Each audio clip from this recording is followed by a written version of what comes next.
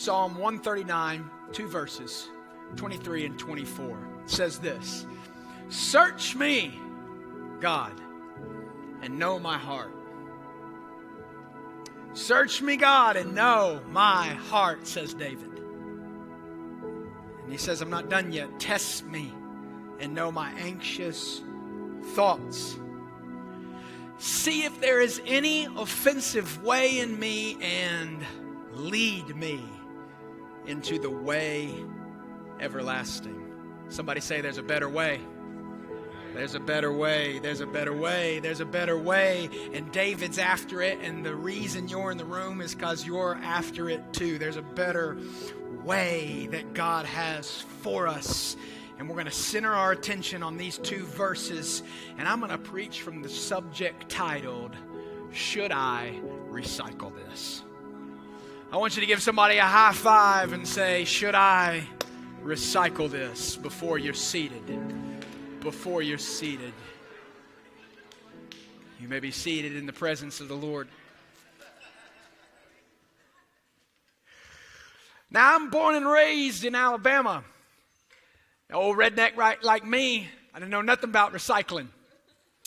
We didn't recycle jack in my family. And in the culture of Alabama, you got one trash can for waste management.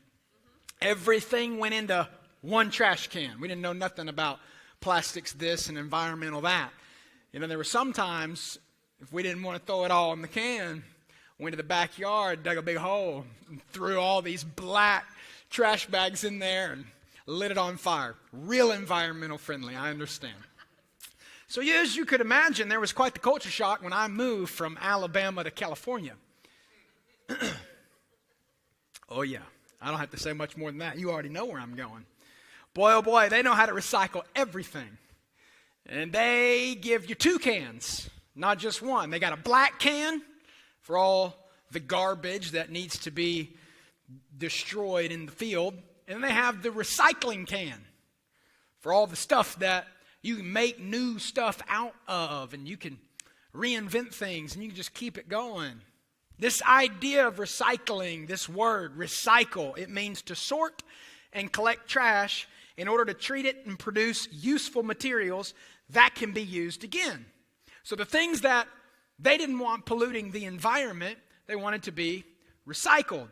And there were certain right things that needed to be recycled, and there were certain things that did not need to be recycled, wrong stuff that we didn't want to upcycle this thing. The idea of this cycle is it's revolutions, to do something over and over. Cycle, root word. And as these cycles go around and around and around, they upcycle. So recycling is something that can go up and up and up. It's a product that can be used again and again and again. And as I came to California, because I really wasn't trained in all of this, and it might sound simple to us, because in South Carolina, everybody got two cans, so y'all know what I'm talking about. But as I started recycling in my home, I had to ask myself this question as I would study two objects that weren't really clear. And I would say, should I recycle this? Like, is this something I throw in the black can or a green can? I don't know. And as I think about that, it is a great illustration on the exterior world that I want to use to help us with our interior worlds. Because you were only given one container to put everything in called your mind. And as you stare at thoughts, certain thoughts are what we call the right stuff that I'm after, that I want you recycling.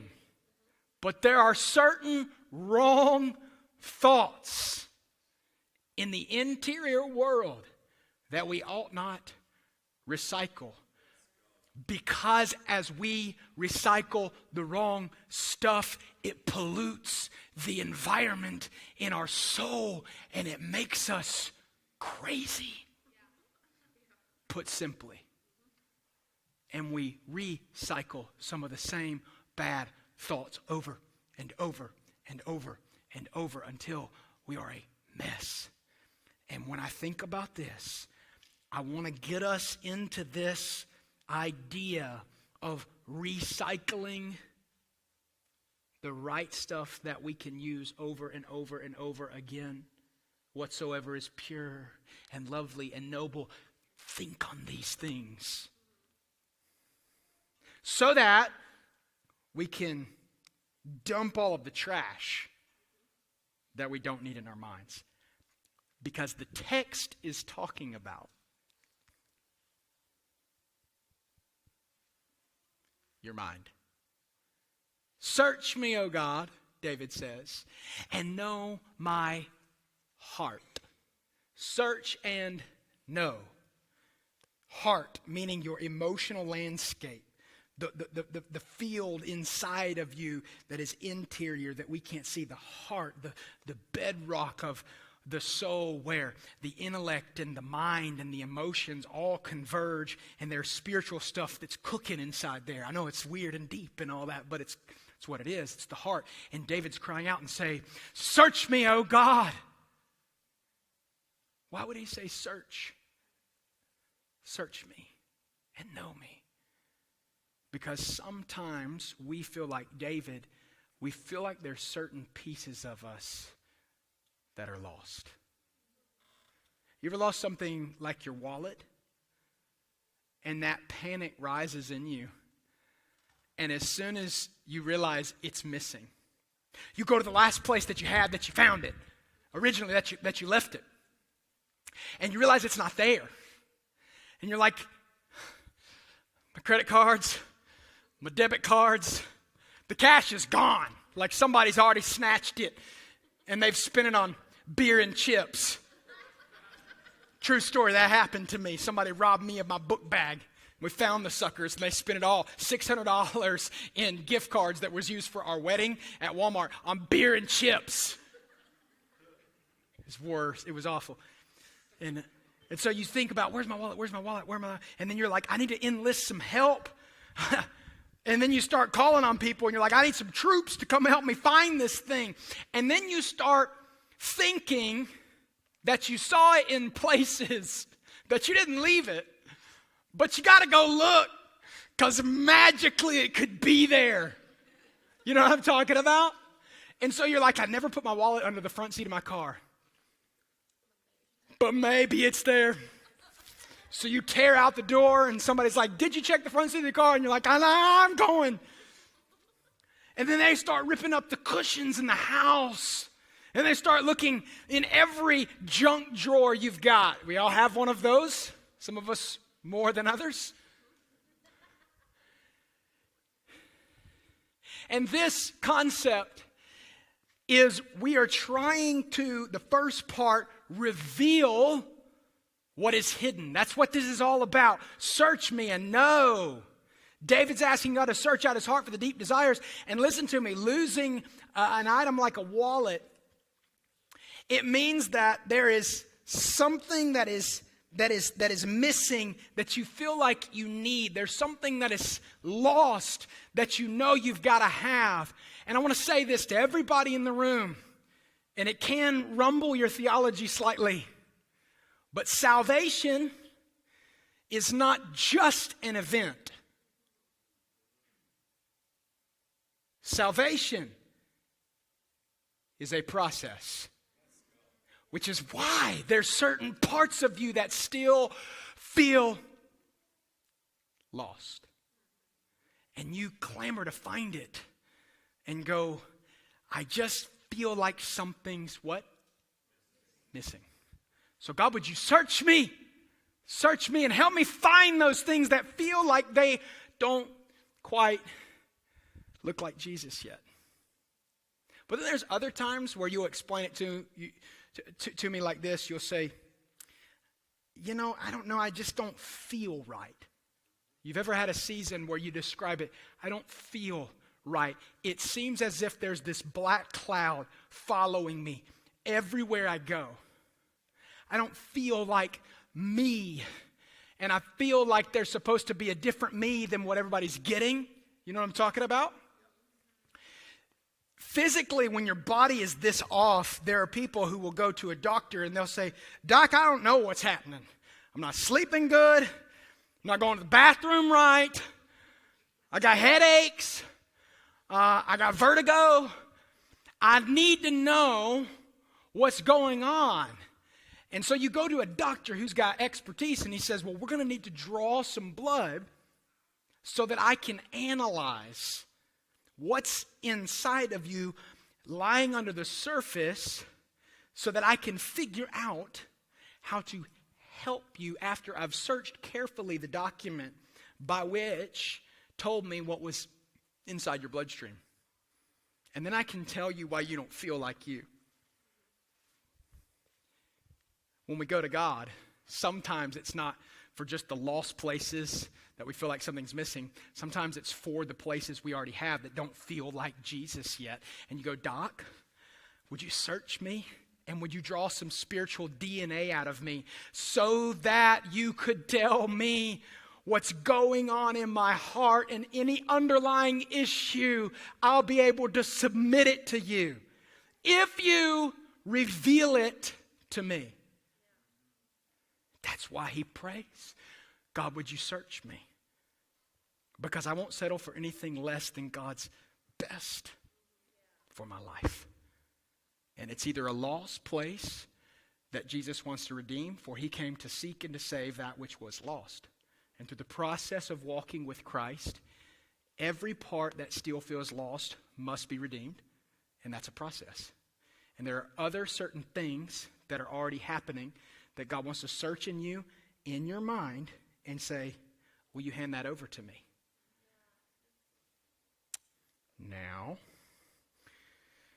the unfortunate part about this is that I just don't agree with what David did here, because he takes it a step further and just says, test me, God. And I'm like, God didn't need permission, Dave. But you're egging it on. You're like, test me, God, and know my anxious thoughts. I'm like, I'd rather not, you know? You with me? I'd rather just avoid all that.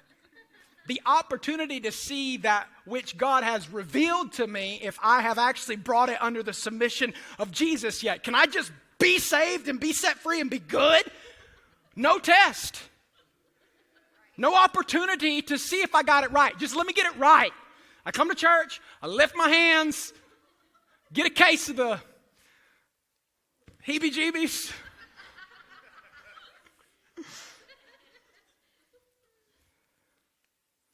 Listen to me. Anything that is revealed spiritually must be tested physically. So David just knew it was headed here anyway.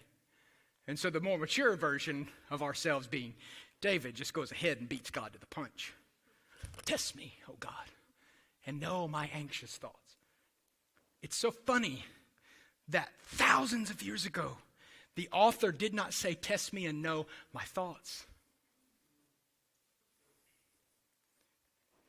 That creepy little word that he used to describe the interior landscape of his mind, he labeled it with a term that is crippling our society today.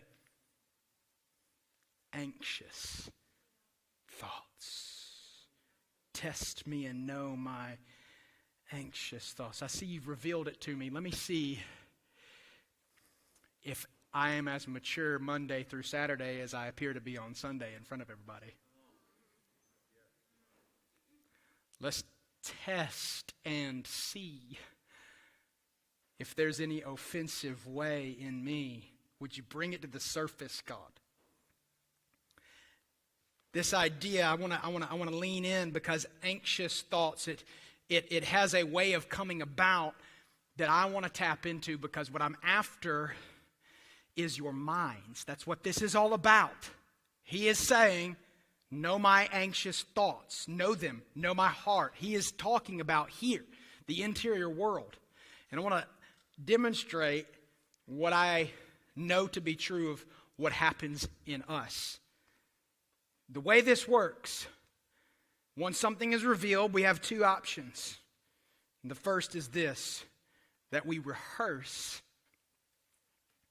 things that have gone on in the past or things that we think will go on in the future, which is what starts the provocation of the anxious thoughts of the interior world. Rehearse, define, means to practice a play in order to prepare it for public performance. David asked God to test him, know his anxious thoughts, so that he can see if there is any offensive way in him that needs to be addressed. He's looking for God to further show him where his mind is out of control. Some of our minds are out of control because of the rehearsals that we've been in. I was in theater from high school throughout college. Can you tell? And in theater, I played various characters. But one was a detective named Sam Shovel. I'm going to become Sam Shovel right now. Boy, Sam had a top hat. Sam had these awesome eyeglasses here. And, no detective is complete without the mighty mustache. Oh, yeah. This is why you don't need to miss church on Sundays, okay? Because you never know what's going to happen, right? Okay. I see Sam Trouble here. And so, in theater, we would have what we called rehearsals, where for months we did something. We got ready for the show. And for months, we would pick up these things called scripts, and we would come on stage and we would memorize our lines in the script. And then we would memorize the other person's line in the script so that we knew at what point our cue was for us to say our part in the performance. And we would rehearse not until we got it right, until we couldn't get it wrong. And then we make sure the blocking was all right and that the meeting, the performance was going to be just as we had rehearsed it. And the reason that some of us don't feel free yet is because we look like detectives of our soul, rehearsing pains of the past, reliving the scripts that we lived through, memorizing the other person's lines, and retelling the story to anyone who's in front of us. The actor on stage next to us that's our friend, I can't believe they did this. I can't wait to tell you about it. You're never going to believe what happened. Oh, and we rehearse, and we rehearse, and we rehearse the pain of the past, and we're great at rehearsing the story, not until we get it right, till we can't get it wrong. And sometimes I get with people and they have rehearsed this story to so many people, I'm just the next person in line that they have rehearsed it upon. And they say, so Pastor, how do I get free of this? And I say, well, the way that you quit thinking about something is you have to stop talking about it. But you've got it rehearsed. You've got it rehearsed, but have you let it go? I'm talking about your mind and the anxious thoughts, because if it isn't you trying to be the detective of the past, figuring out what went wrong, where it went wrong, how it went wrong, and telling anyone who's an actor in the play, then it is what I did, looking towards the future and memorizing your part in the script of what you will say the next time you get the opportunity to let them have it. And you rehearse your lines, and then you know what we do? We assume we know the other person's lines in the script. And when we assume we know the other person's lines in the script, we start forecasting and speculating and becoming future detectives of, why didn't they text me back? It can start as that simple. And that one thought receives a commentary. Well, I bet it's because of this. And I'm speculating that they just don't like me anymore. And because they don't do that, and because they haven't shown up there, then that means, and then we start creating stories to the commentary from a thought. And before long, the thought that's got a commentary and now a story attached to it has a movie playing in our minds. And we are rehearsing illusions of the future that haven't even occurred yet, thinking that we know so much about the other person. And then we wonder why we don't look free. Because we continually rehearse storylines that may not even be true. And some of you aren't a detective of public investigation because you would never dare talk to anyone else about it. But you're a PI. You're a private investigator. Same symptom, just different method. Internalizing, wearing the stress, privately investigating, still doing the detective work, and rehearsing either the pain of the past or the forecast of how you see the future going. Listen to me. We live, and David knew it. Test me and know my anxious thoughts. See if there's any offensive way in me. We live sometimes driven by fear and worry and suspicion and speculation. And this is why Jesus said in Matthew 6, therefore do not worry about tomorrow, for tomorrow will worry about itself, for today has enough trouble of its own. Do not worry was not a suggestion, it was a command. Do not worry. I'm going to take the stash off in a minute so I can quit poking it, but give me just a second. Just a second. See if there is any offensive way in me and lead me into the way everlasting. There's got to be a better way. But I got to ask you, just pause right here and I want you to think about it. Have you gotten really good at telling certain juicy stories of pain because you've rehearsed them so many times that you're just ready to tell the next person in line? Or have you rehearsed towards the future about things that haven't happened yet, trying to play the investigator role, and you've got really good at rehearsing what's going to happen, following a script of what to say and how to say it as soon as the moment arises? And could it be that that's what's provoking the inner turmoil of our culture that we feel? That we are riddled with rehearsal. Months of practice. Avoiding certain pains and certain conversations. Propagating an inner landscape of chronic anxiety. See, listen to me.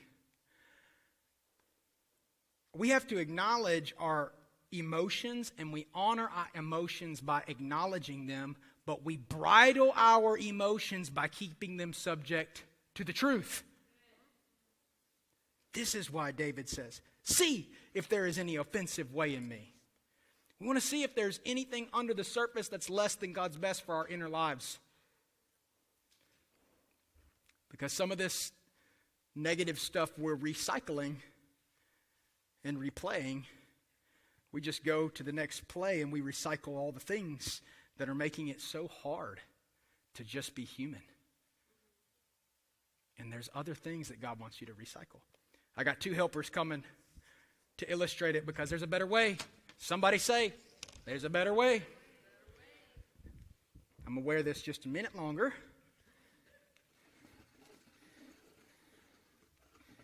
Can you imagine a detective playing football? And as a detective plays football and catches the football, he analyzes the landscape of the football while all the other players are about to tackle him. Go ahead.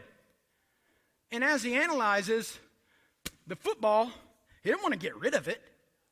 He wants to figure out where it came from and how it got here. And this would be a detective catching the football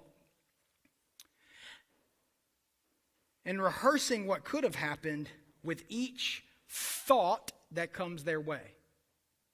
Are you following what I'm saying? That just like a quarterback receives a football from the center, sometimes we receive thoughts that are like footballs, and we just hang on to them. Oh, why does this always happen to me? And the enemy's just waiting to throw you one more. And I didn't release the first one, and I'm still worried about this. But now I'm also worried about the meeting and the coworker and the confrontation.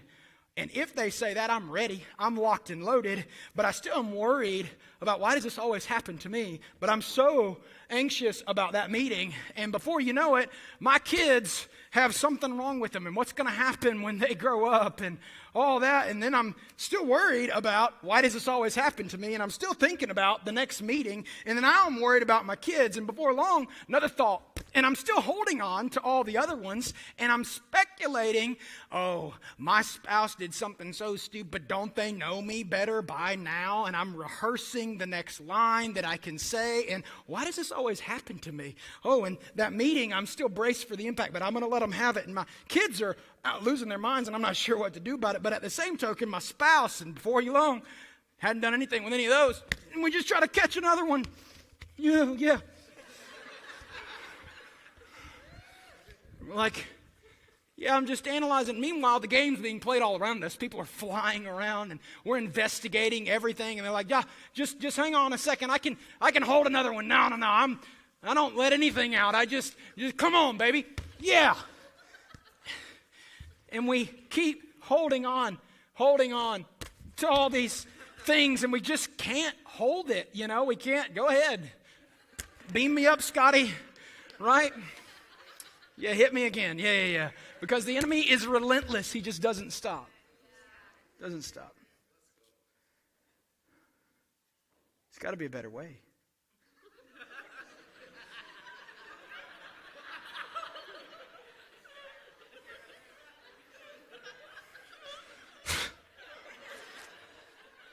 Listen to me.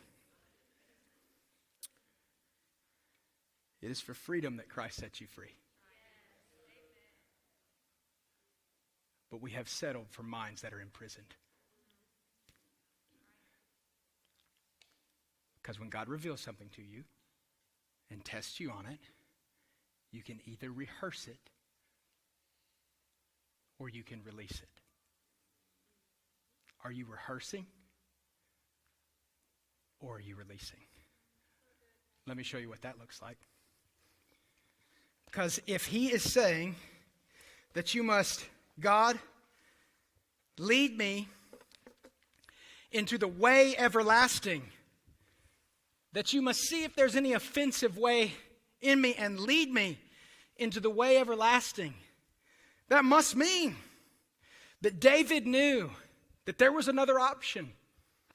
That when God reveals something to us, and we know we have an anxious thought, that instead of holding on to it, that we can go, God, this is not my job. I release everyone and everything to you, because that's your job. And then here comes another one. And you can choose to rehearse and speculate and worry and live in fear. And get wrapped up all the way around those movies, or you can pause. And you can go, God, I release everyone and everything to you.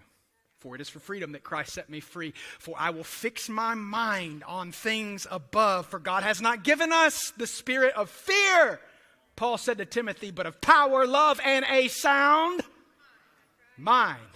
So, God, I release everyone and everything to you. I do.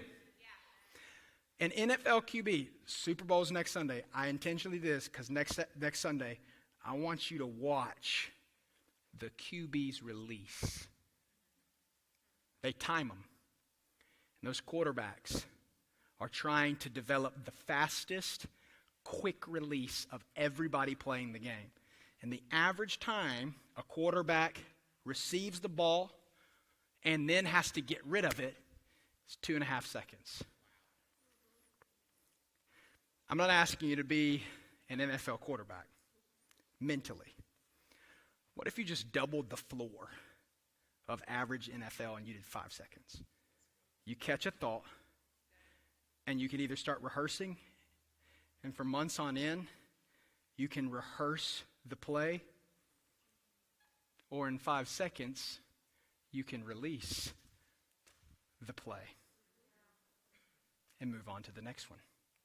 What if we started to develop the spiritual discipline of recycling the release and only keeping the good stuff and going, that's not something I need to keep. That's not whatever is pure or lovely or noble or admirable. Oh, no. That doesn't meet the criteria to stay in my brain. So I release everyone and everything to you. I do. Stand. I like to make songs to really galvanize it into your head. So we're going to make sure this is rhythmic for these next few throws. I want you to get on the beat. It's about every 5 seconds, okay? I release everyone and everything to you. I do. I release everyone and everything to you. I do. I release everyone and everything to you. Yeah, I do. I release everyone and everything. No, not me. I do. I release everyone and everything. You. Yes, I do. I release everyone and everything to you. Yes, I do. I release everyone and everything to you.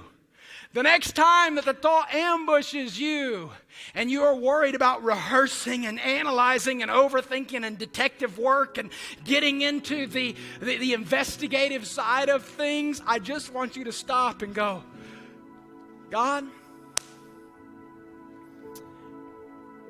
I release that person to you. They aren't my responsibility. I didn't create them. You did. And I repent for taking your job in here and allowing the enemy to hijack my mind and rehearsing things that I ought not to be. God, I release everything. That bill, I'll steward it well. I'm not meaning that we are void of all responsibility in life. That's not what I'm saying. But all the worry and the fear that everything, God, I release it to you. Why? I don't have to encourage you on how to rehearse stuff. We've taken the counsel of the godly as wise so far. The counsel of the gossip is good. I don't need to disciple you on that side of the thing. I need to get you over here. Just practice the release. Reveal, release, repeat. That's the way everlasting. Before you get home today, I promise you, those fiery thoughts from the enemy are going to hit your mind. It happens to me. I'm not standing up here saying, this is all a you thing. I've used the word we, because it's all of us, riddled with rehearsal. And you will have a choice to make when this thought hits you. And I want you to remember those words of Jesus. Do not worry. Do not worry. Do not fear. Do not speculate. Reveal. Okay, search me, O God. Know my heart. Test me. Know my anxious thoughts. It's coming. See if there's any offensive way in me. Now lead me in the way everlasting. Oh, something's revealed. I release it to you. And I repeat. Why am I saying this? The culture is one container, and all of us are trying to recycle the wrong stuff constantly. It's creating a mental landscape of rot and deterioration. Just read a book recently. It said that 18 is the new 12. That ought to really put a fire under us, because the mental landscape in the interior world, the last final frontier, is our minds, and it is being attacked left and right, and we're losing. That should at least scare some of us, that 18 is the new 12. That they can't tell the emotional, mental, intellectual, and spiritual difference between those two people. When you decide that you're going to live different, and you ask yourself the question when it hits your brain, should I recycle this? That will be the litmus test for you to know, is this worth recycling through my brain? Or is this garbage, trash that I need to release? And I pray that as you practice recycling the release, that you find that there is a new you that really does live in freedom, where you do what God has called you to do and what is under your control, and you give everything else to the Lord. This is a message that you'll need to rewatch or revisit your notes on for weeks, months. Don't get discouraged. I'm not jockeying for perfection. The quarterback's a good analogy, because those guys weren't self-made through one church service. They spent years developing the discipline of the release. And it might take us longer than a 1 hour and 15-minute service to get this one right. But the last thing I want you to do is leave and tonight be discouraged and be like, man, I'm just going to rehearse the crap out of everything, man. Forget that stuff. Fine. No, don't surrender your mind to the enemy. Fight for that stuff. Fight for your soul and release it. Recognize it for what it is, and then practice this. For that is the way to spiritual maturity. Growing up so good, healthy, to be all that God has called His church to be. And I want you to practice it right now. Should I recycle this? Let me pray for you. As something's bubbling up in your soul right now, there's stuff. Even things, when I talked about rehearsal, there's some people that their mind hasn't even gotten out of that cage yet.